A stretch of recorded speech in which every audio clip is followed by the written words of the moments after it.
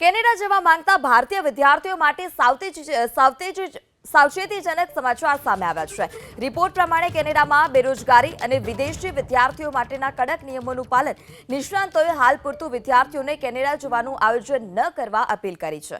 ભારતીયો અને ખાસ કરીને ગુજરાતી વિદ્યાર્થીઓ કેનેડામાં અભ્યાસ કરી આ સાથે જ પાર્ટ ટાઈમ જોબ કરતા હોય છે. એવામાં રિપોર્ટ પ્રમાણે કેનેડામાં હવે પહેલાની જેમ છૂટથી જોબ મળી નથી રહી. ઇમિગ્રેશનમાં એટલો બધો વધારો થયો છે, નીચા પગારની જોબ લેવા માટે પણ પડાપડી થઈ રહી છે, જેથી જોબ શોધવી અને પછી તેના આધારે ગુજરાન ચલાવવું મુશ્કેલ છે.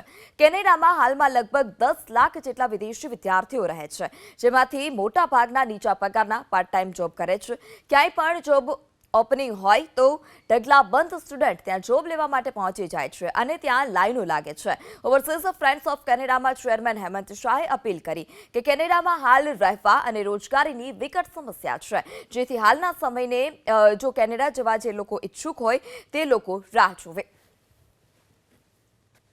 કેનેડા ફ્રેન્ડલી અને મલ્ટીકલ્ચરલ અને ડાયવર્સિટીનું કન્ટ્રી છે. મારા જેવા ઘણા ભારતીયોને વર્ષોથી કેનેડાએ અમને આવકાર્યા છે. પણ હમણાંની જો પરિસ્થિતિ જોતા કેનેડાની, આપણા ઇન્ટરનેશનલ સ્ટુડન્ટ, આપણા ખાસ ગુજરાતી વિદ્યાર્થીઓને એક નમ્ર વિનંતી કે આપ કેનેડા આવવાનું વિચારતા હો તો હમણાં થોડો આવવાના સમયને થોડો પોઝ આપો. કારણ કે કેનેડામાં પરિસ્થિતિ મેઇન હાઉસિંગનો પ્રોબ્લેમ છે, બીજા નાના મોટા જે વિદ્યાર્થીઓ જોબ કરી રહ્યા છે એ જોબનો પ્રોબ્લેમ છે, અને સૌથી અગત્યનું કેનેડાની સરકારે વિદ્યાર્થીઓ ઇન્ટરનેશનલ સ્ટુડન્ટના રૂલ્સ ઘણા સ્ટ્રિક્ટ કરી નાખ્યા છે અને ઘણા ચેન્જ કરી નાખ્યા છે.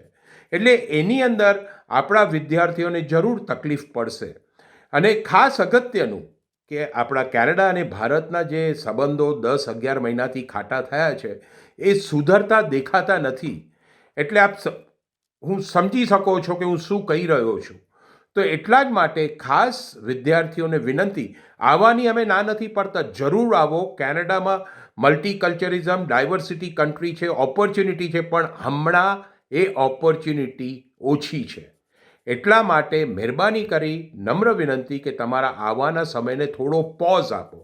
12 મહિના 15 મહિનાનો પોઝ આપો અને એના પછી તમે આવશો. અને જે 12-15 મહિનાનો સમય ભારતમાં આપશો એ તમારા જ કેરિયરમાં, તમારી ઇંગ્લિશ પ્રોફેશન્સમાં, ક્રોસ કલ્ચર કમ્યુનિકેશનમાં, ઇંગ્લિશ લખવાનું વાંચવાનું એમાં સુધારો. તમને નાનો મોટો જોબ મળી શકતો હોય ભારતમાં, એ જોબ લઈ લો.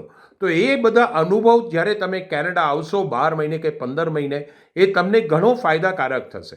એટલે મારી નમ્ર વિનંતી. અને ખાસ અગત્યનું, કેનેડાના ન્યૂઝ મહેરબાની કરી જોતા રહો, એટલે આપને ખબર પડશે કે કેનેડામાં શું સિચ્યુએશન છે, કેનેડામાં શું પોલિટિકલ સિચ્યુએશન છે, રાજકીય સિચ્યુએશન છે, ઇકોનોમી શું છે, એ આપને ખબર પડશે જો કેનેડાના ન્યૂઝ વધારે ગૂગલ પર જોતા રહેશો તો.